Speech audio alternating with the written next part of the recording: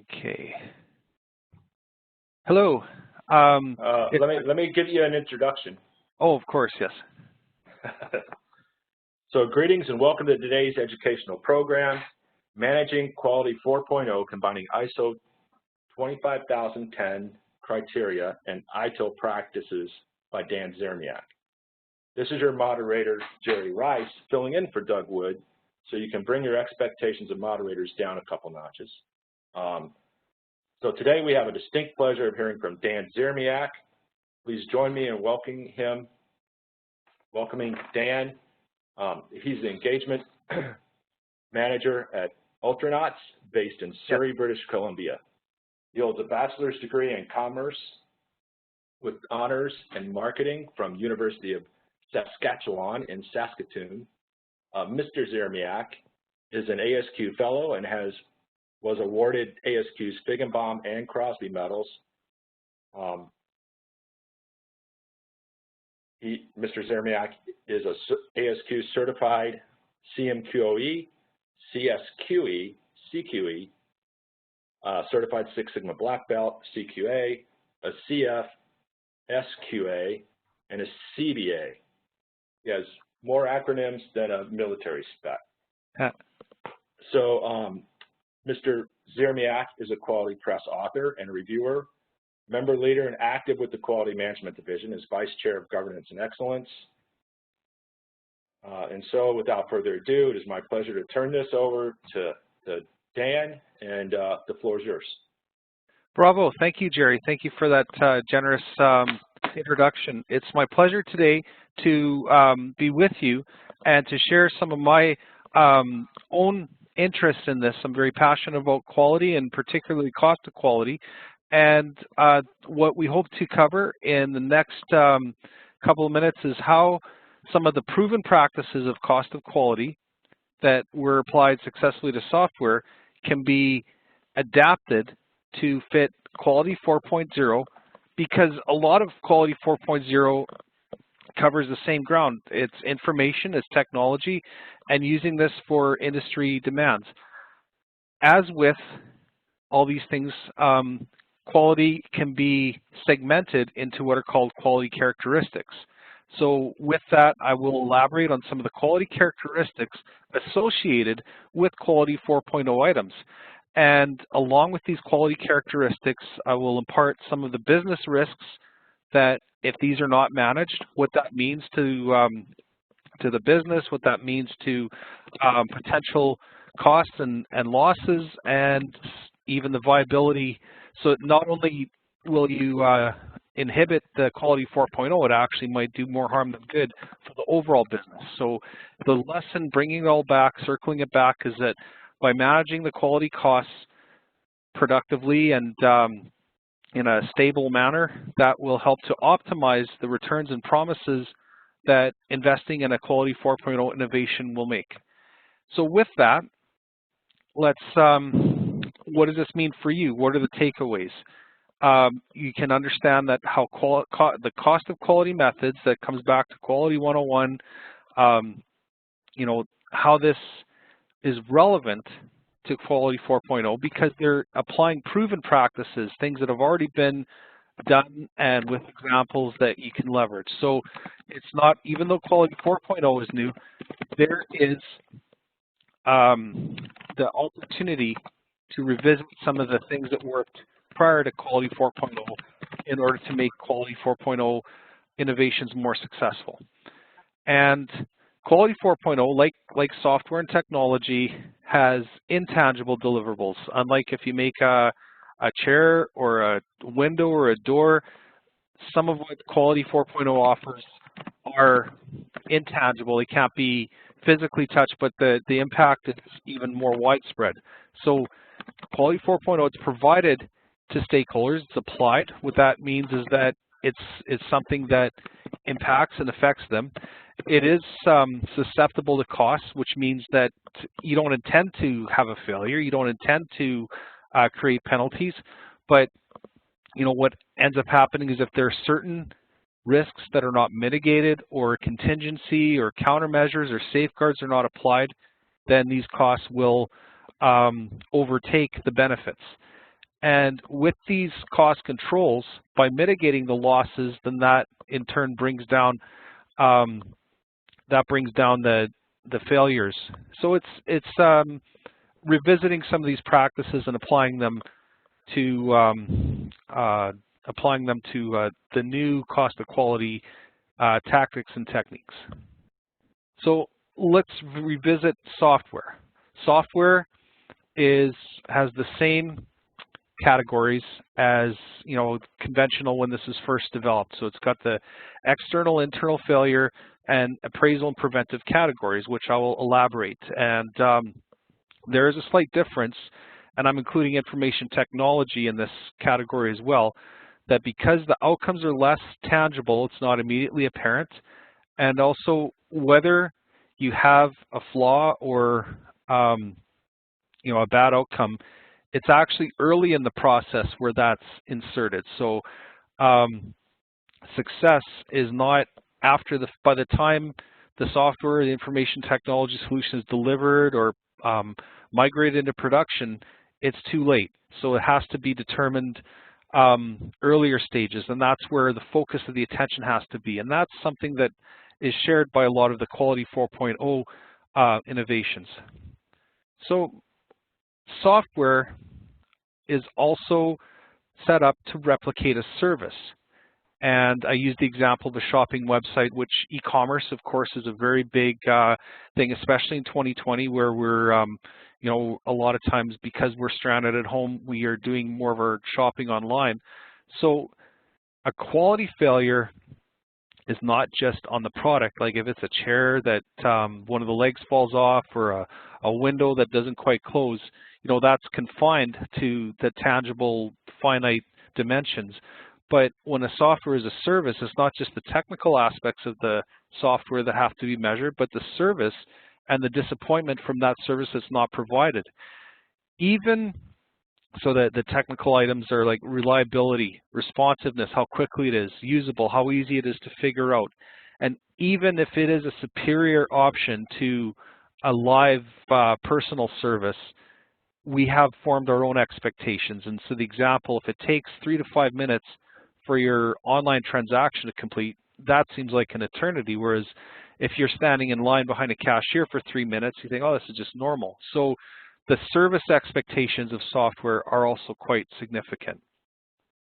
The return on investment comes when cost of quality is reduced, and that happens by having deliberate planning, taking steps for prevention, and then appraisal, which are other terms like inspection, verification, validation.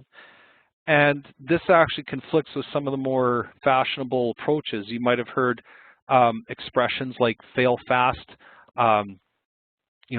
getting rapid prototyping, getting something to customers, and relying on them to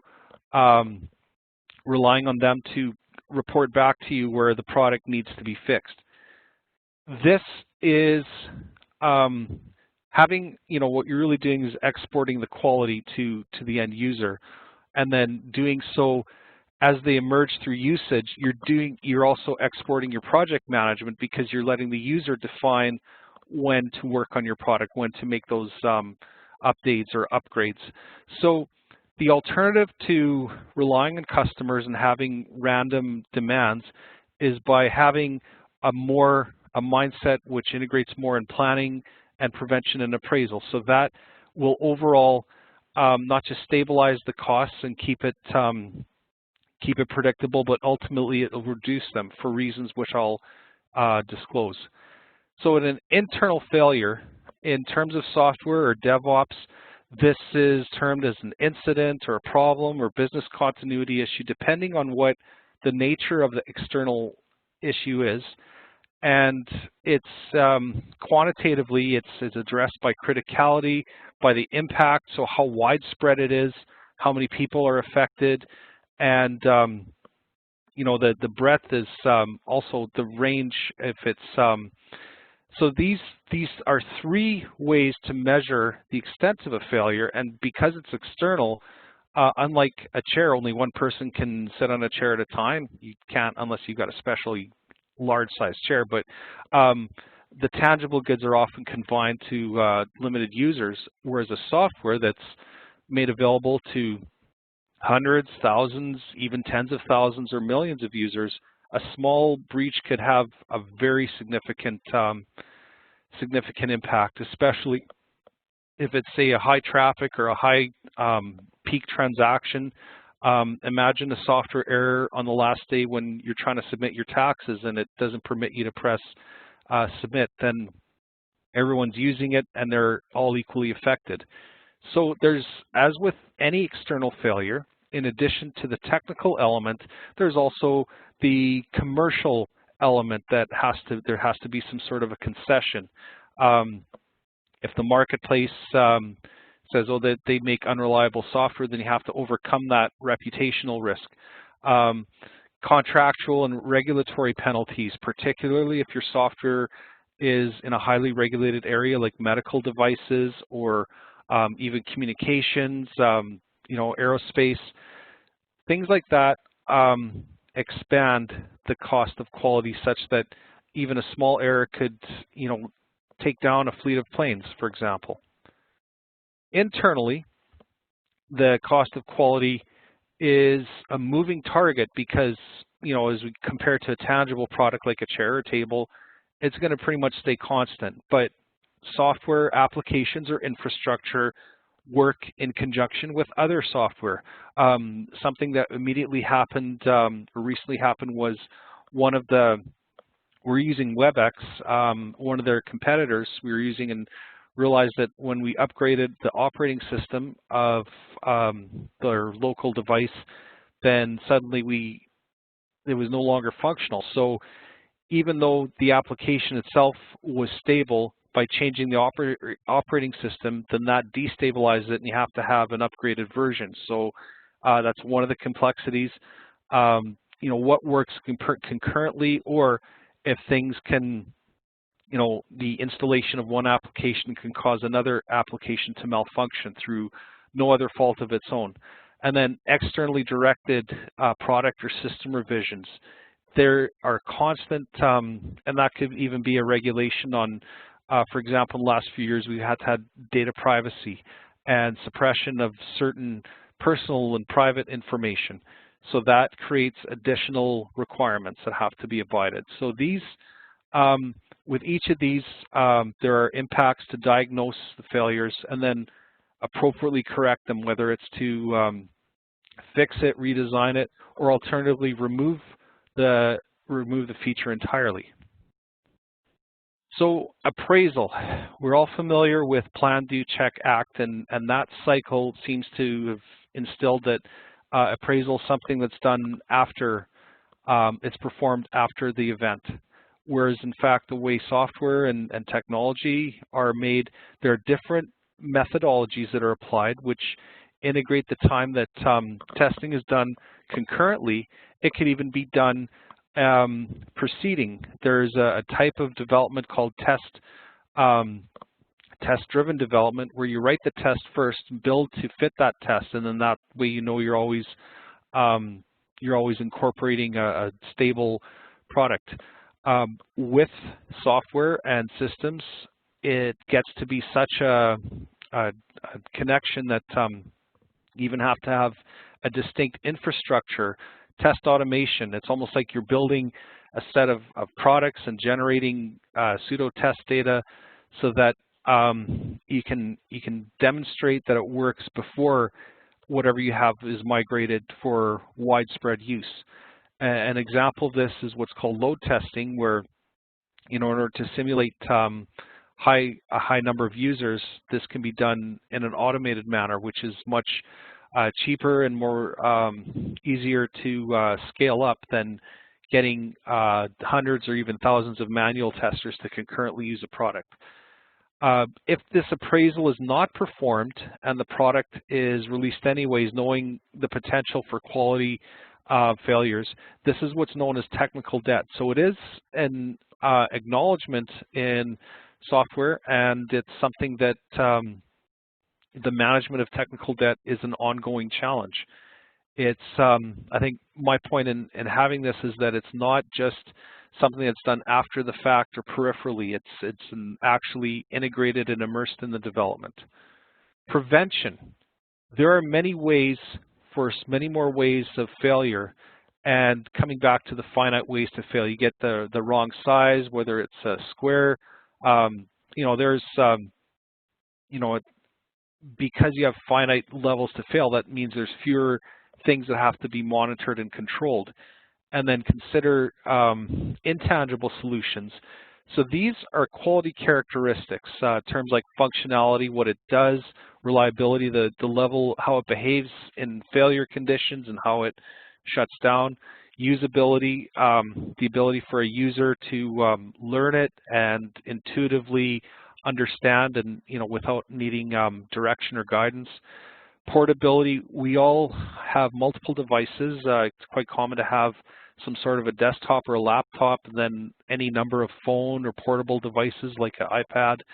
And does the software work across, when it's ported across those different devices, not just the type of device, but even different manufacturers?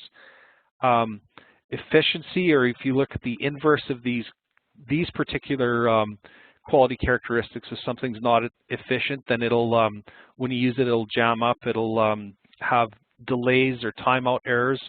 Maintainability, if software is not maintainable, what ends up happening is that you have a simple change will destabilize it, but more importantly, you can't, the term is being backwards compatible, so a new version cannot work consistently with an older version. So these are, and of course, security. Knowing what these elements are, and that helps you to determine the risks, and then monitoring those risks with mitigations, countermeasures, designing in robustness. Those prevention are ultimately more stable and will help with getting the benefits, not just the technical benefits, but the service benefits from software. And there are, one example is capability maturity model for software development has 5 levels of maturity, which are relate to the ability of a company, such that the most mature companies will have identified these quality characteristics and integrate them in the design with the idea, and by doing that, they've observed positive returns on investment from their cost of quality initiatives. So then how does this apply to Industry 4.0 and Quality 4.0? So just a subset of some of the industry innovations, and these are ones which, additive manufacturing, and that's 3D models is the example that, I've observed directly in manufacturing, placing a product into architecture. You can use a 3D to go view it from any number of perspectives, and then so that enhances those changes can then be propagated better than having to work with multiple ranges of 2D models. Mobile computing, when we have a mobile workforce, and especially we have to maintain socially distant workforce, having information, whether it's captured through scanning or images, object-oriented, and then using that through the mobile, that as an alternative to paper or notepad or other indicators. And these are increasingly applied.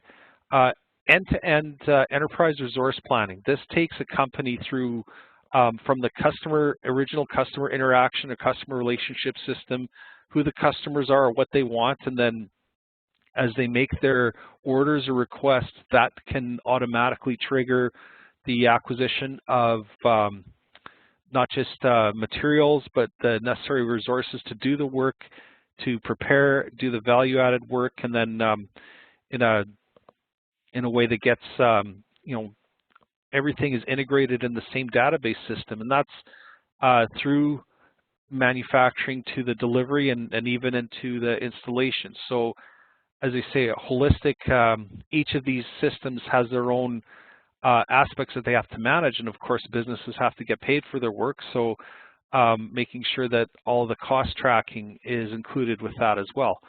Cloud computing and blockchain, just very simply migrating. The inverse of cloud is on-premise. So companies used to have to abide by having their own infrastructure and expensive, and often they'd have to have it for peak usage so that the other 364 days of the year, they would have surplus capacity, that they were overpaying for what they had. The cloud computing relieves them of that particular physical requirement, and also because they don't have to hold secure area for servers, they can operate in with less real estate footprint. But in order to do that, there are certain steps to make sure that everyone can get to their information and files and data, and these are characteristics that have to be managed. They're augmentation to existing businesses, and they also require a level of design, development, configuration, deployment, which make them similar to software and information technology. So in terms of upgrading, I've broken it into 5 key steps, and with these 5 key steps, what I'll do is elaborate on what they represent, and also how they integrate in their own way the practices of prevention and appraisal in order to mitigate and hopefully prevent internal and external failures. So the analysis, and you can refer to this as business analysis, but there's any number of also a technical business analysis, a stakeholder analysis. It's important to understand the business need for what you're doing, why are you doing this, and what do you hope to achieve, the available budget, because as with anything, how do you get the payback for it? You don't want to spend $10 million to get $1 million in return. It's at least have to net the money that you put forward, and then the opportunities. So whatever's done has to be suitable for the business, suitable for also the culture and the stakeholders involved. And this is very important because if you look at the causes of failure of various digital transformation, various projects, a lot of it is because these functional areas, customers, and essential participants were not properly consulted at the time, and then at the deployment there's a serious disconnect. So this phase sets the foundation of success for future phases. And then coming back to it, the analysis itself is an outcome, and does it match the expectations of a proposed solution? So it's and I guess that as with any project, for example, the stakeholder control is extremely important to the success of the project. Qualification.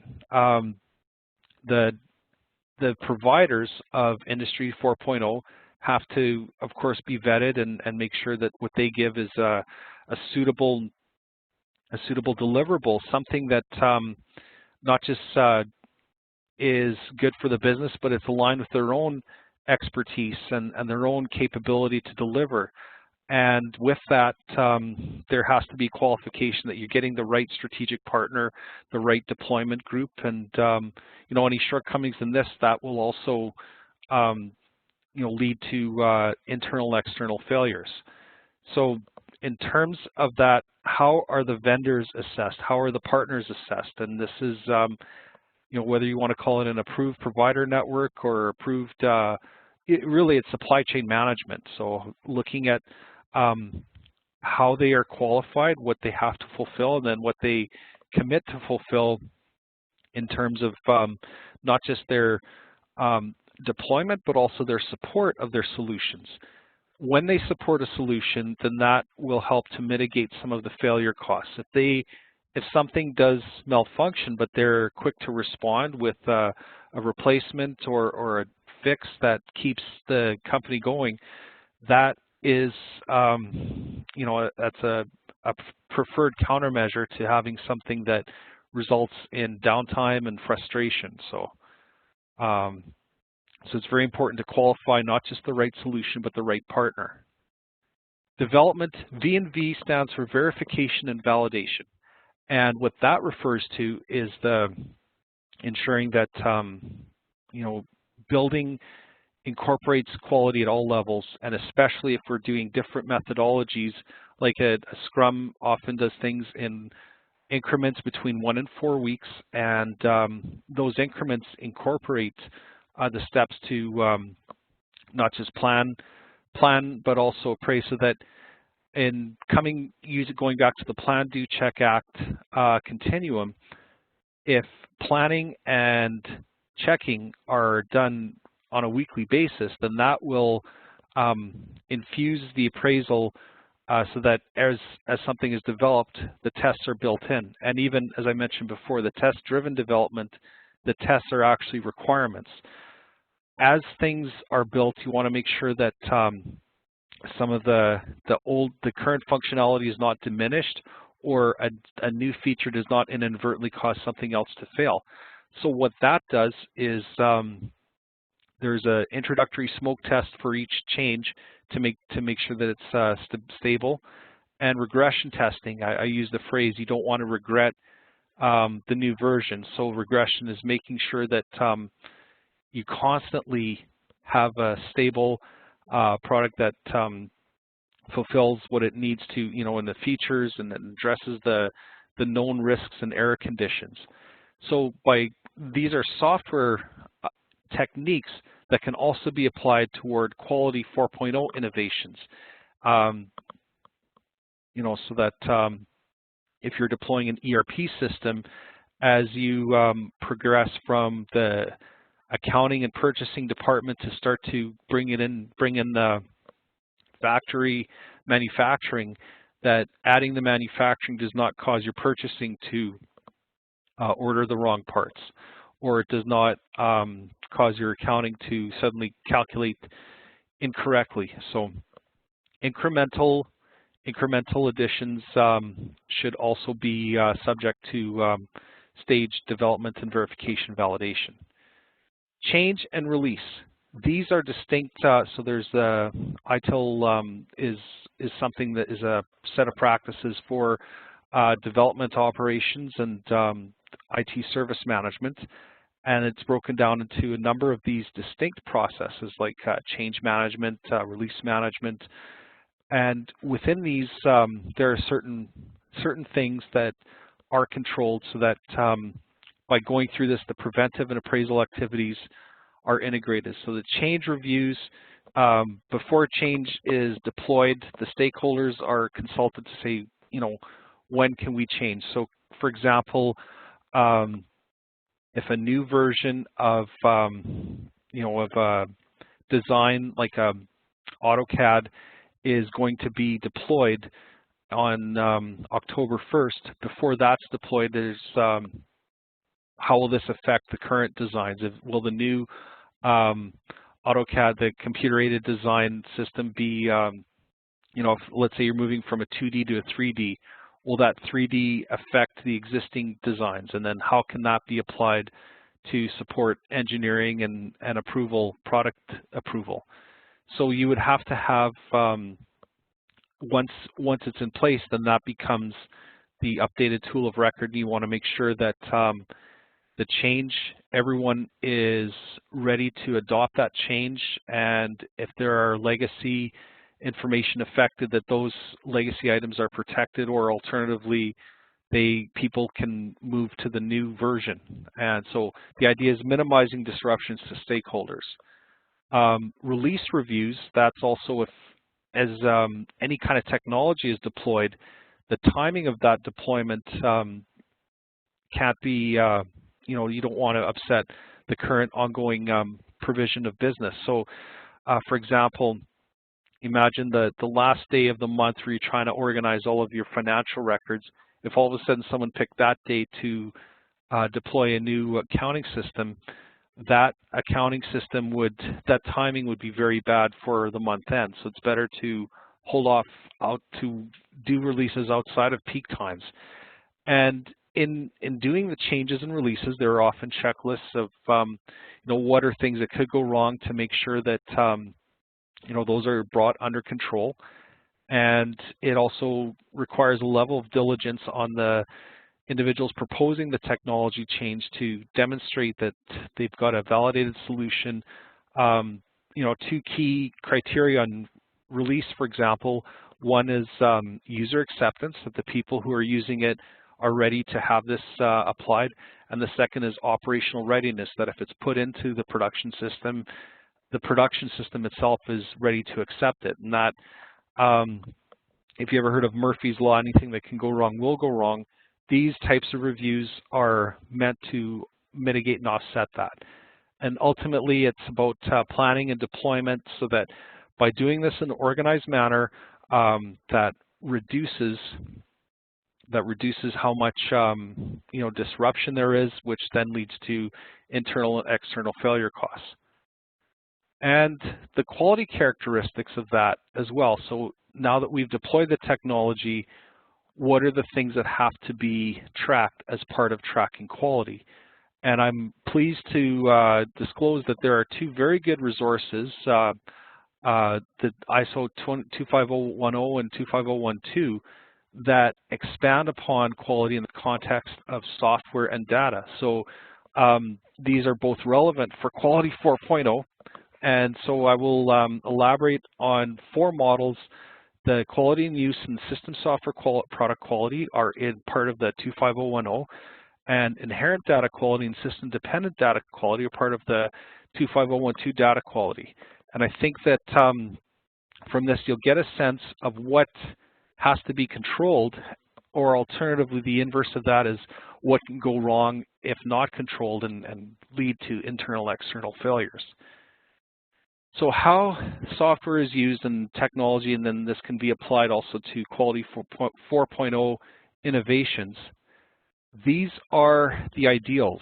So it's got to be effective, efficient, it satisfies stakeholders and users, which there's a level of subjectivity to that as well. Even if the product works as designed, if they find that, for example, if they find it's too complex, that will be, that will be a deterrent.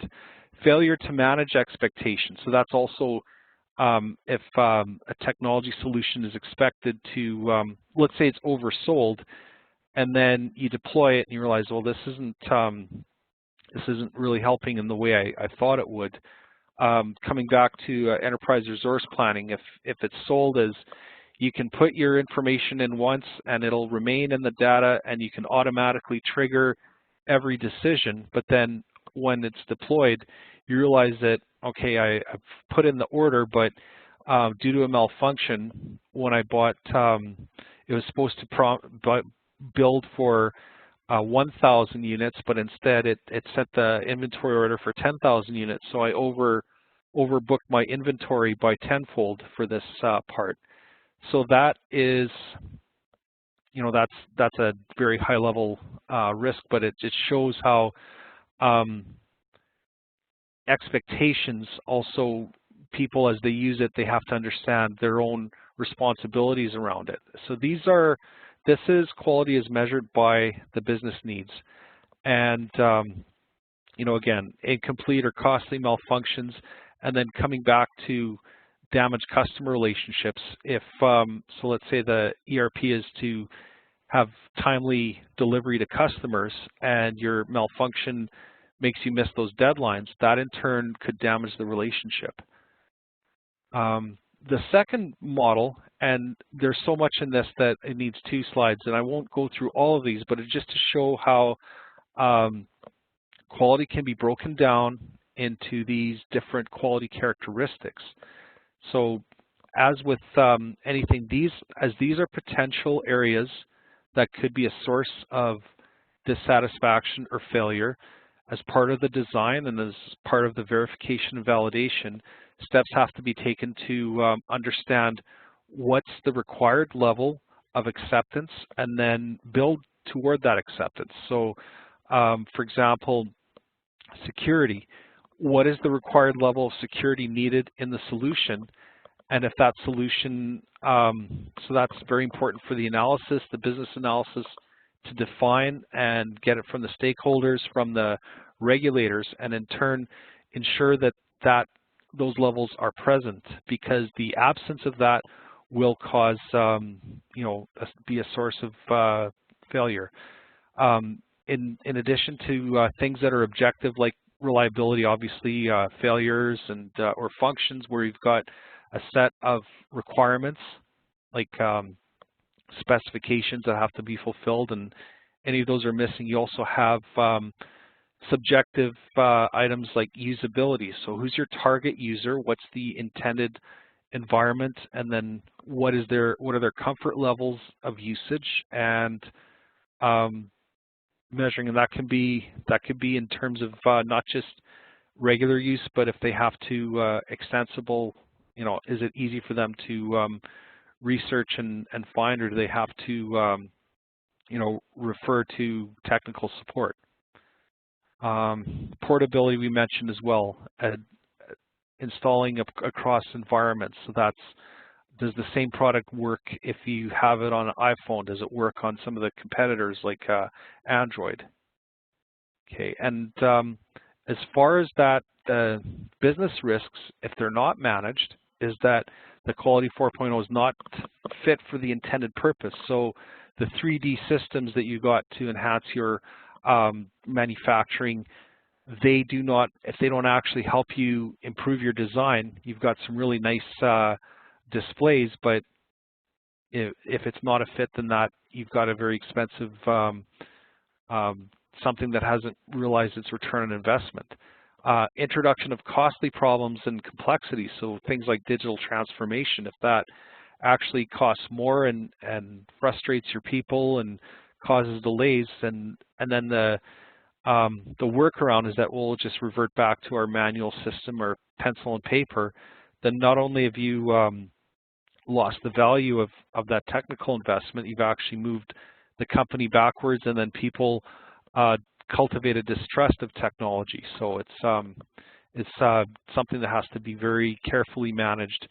So against, yeah, the difficult user experience prompts bypassing. If people find it unusable, then they'll just simply walk away from the technology, and that's with software information technology, and then any of these other Quality 4.0 innovations that you know, it's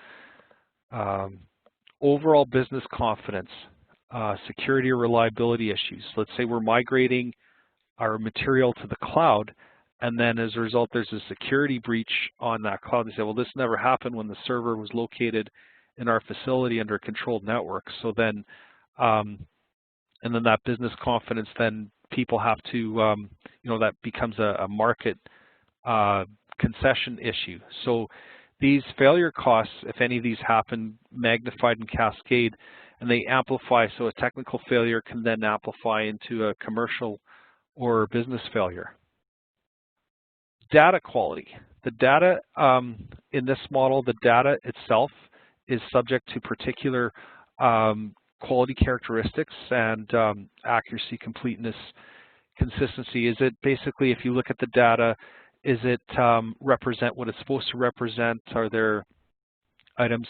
Internal consistency, and this is also coming from the capture. So for example, if a state or province is abbreviated, are the same abbreviations used? Is it the same spelling of a city, especially if a city has, like Philadelphia has, you know, unconventional consonant compositions.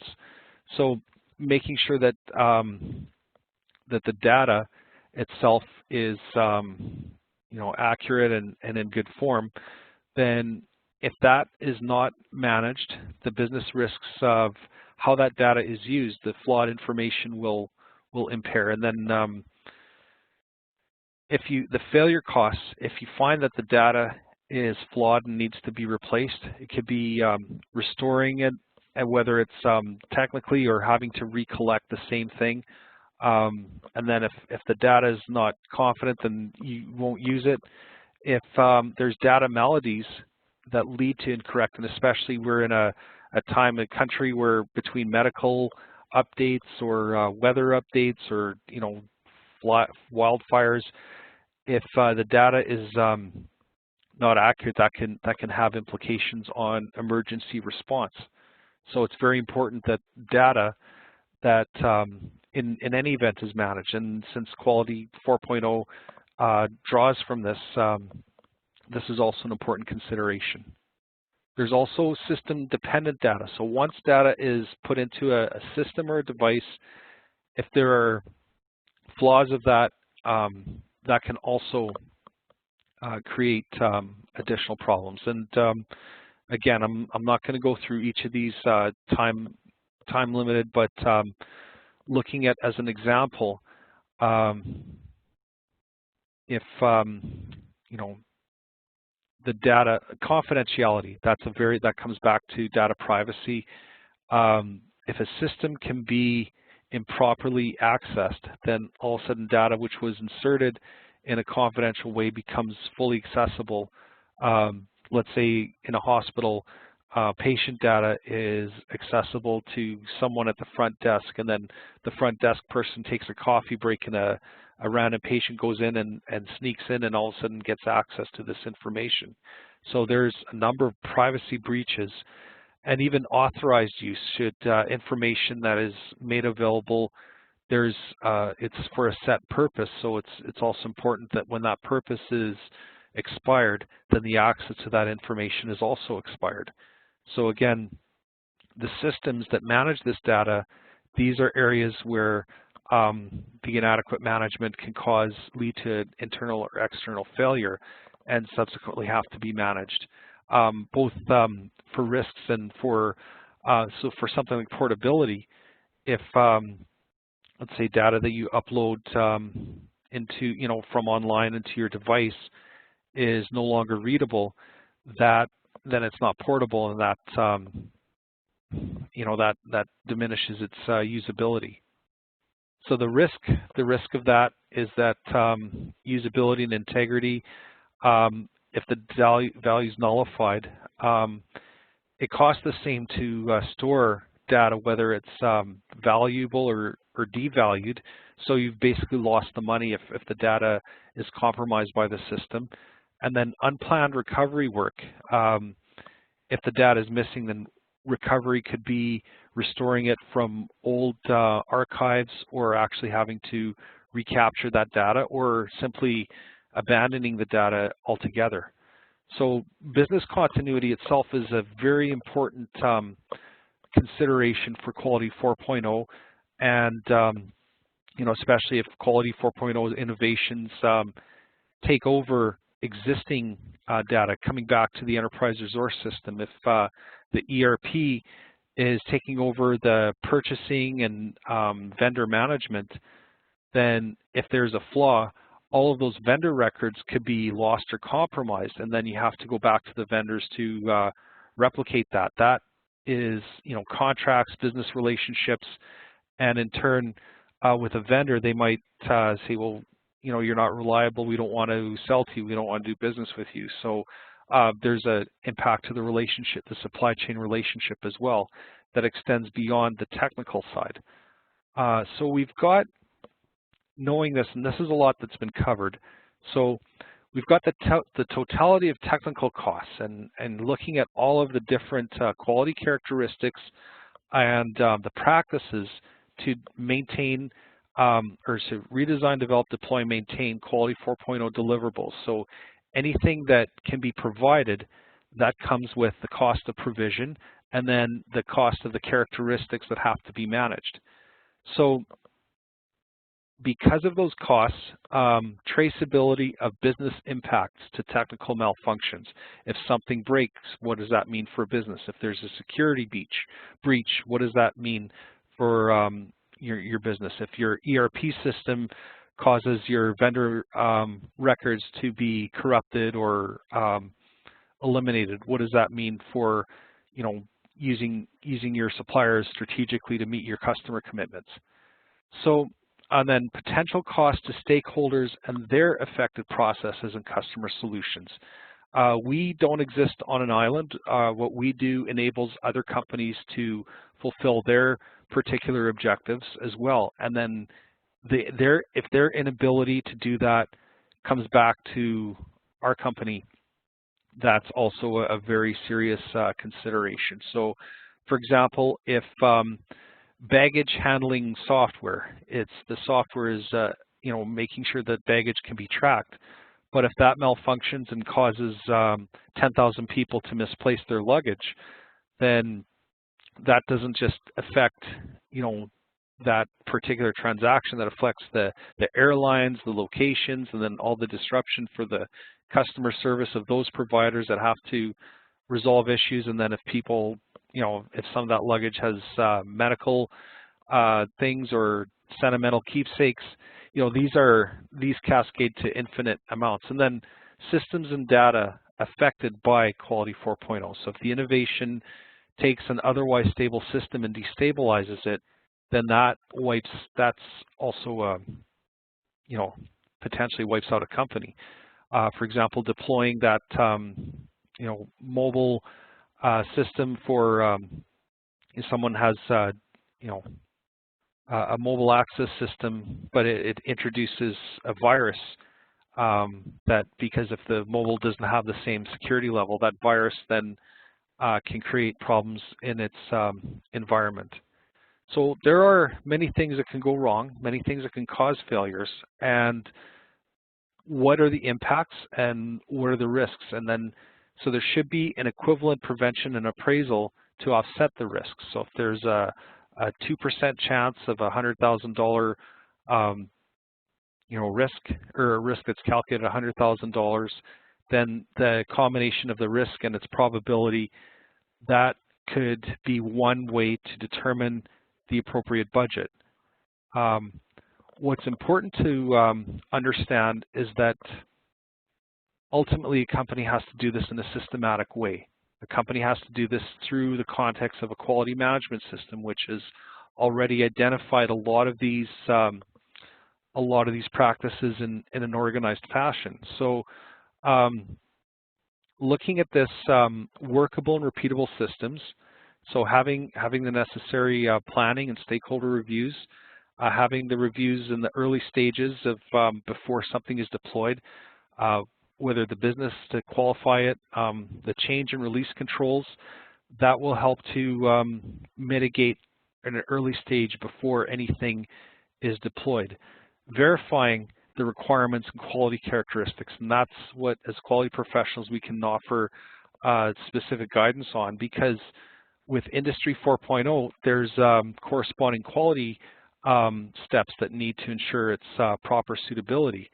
Fitness for use, the validation in the intended environment, and that's where having a coordinated pilot deployment and signing off on its suitability before it goes into widespread use. So even the first 4 bullet points, that's regular quality activities, and it's just that the Quality 4.0 is changing the object against which it's deployed.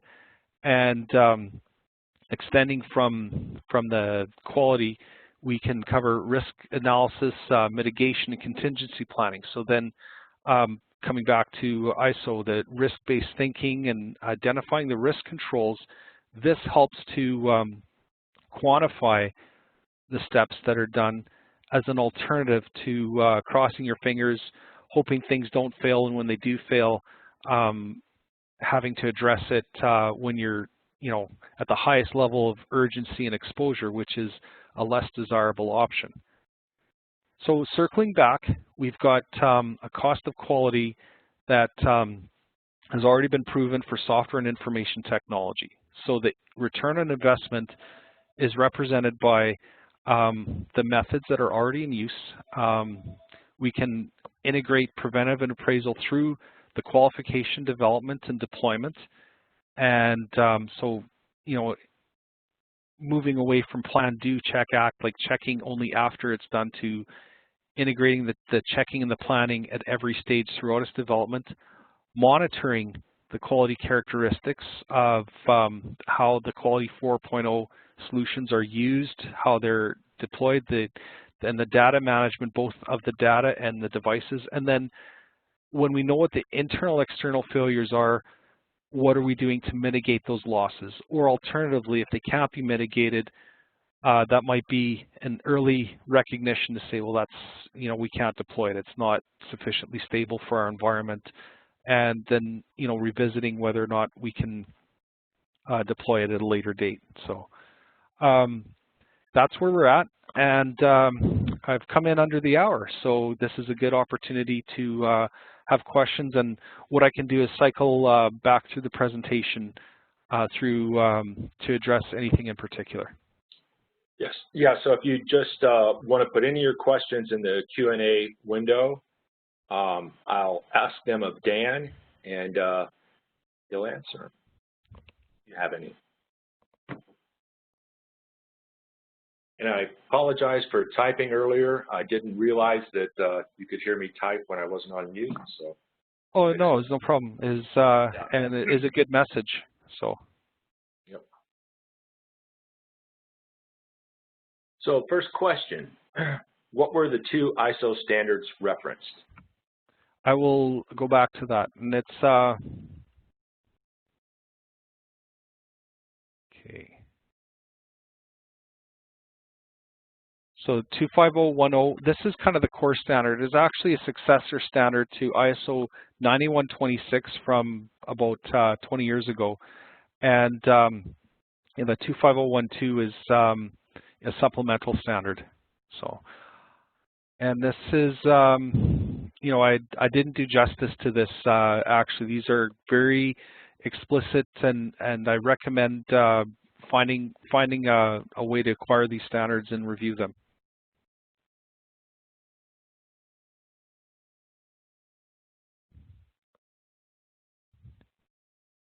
See, not seeing any other questions come up. Well, this is, I think there's a lot of material that was covered, and one other opportunity is I can, you know, go ahead. I found some questions in the chat window. Okay. So where can I find the Quality 4.0 definition or framework? Good question. Well, there are many. I think the best thing is that there's an upcoming conference, and that will have ample examples of this.